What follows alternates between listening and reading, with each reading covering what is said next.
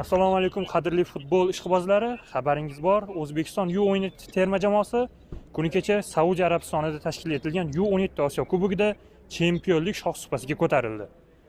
Toyif shahrida boshlangan bayram bugun Toshkent shahrida tantanali tarzda davom etadi. Birozdan so'ng chempionlarimiz o'tirgan samolyot Toshkent aeroportiga qo'nadi.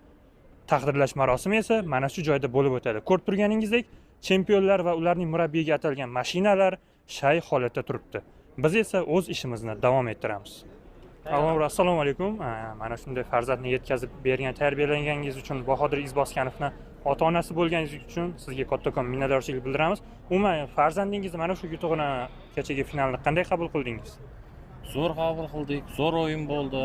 Taassurotlar zo'r, yaxshi o'yin bo'ldi. Hamma jamoaga, trenerlarga rahmat barcha. Nima deymiz?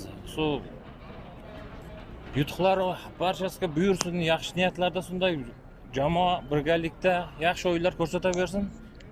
Zo'r jamoa. Jamoa zo'r. Umuman musobaqa qanaqa ko'rdinglar o'yinlarni? Hammasi Hayajon bilan judayam ignaning ignada o'tirgandek bo'ldi. Judayam zo'r bo'ldi o'yin. Umuman musobaqa demak yaxshi taassurot qoldi. yaxshi.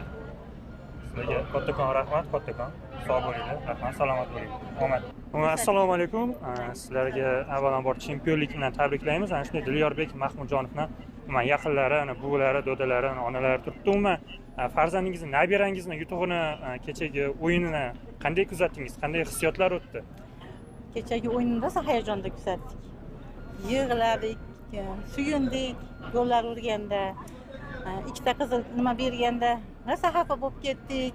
Allohdan tilab o'tirdik, kuch-quvvat bersin. Allohim shunchalik mehnat qilib shu yergacha keldi. Alloh o'zing omad bergin dedik. Birinchidan treneriga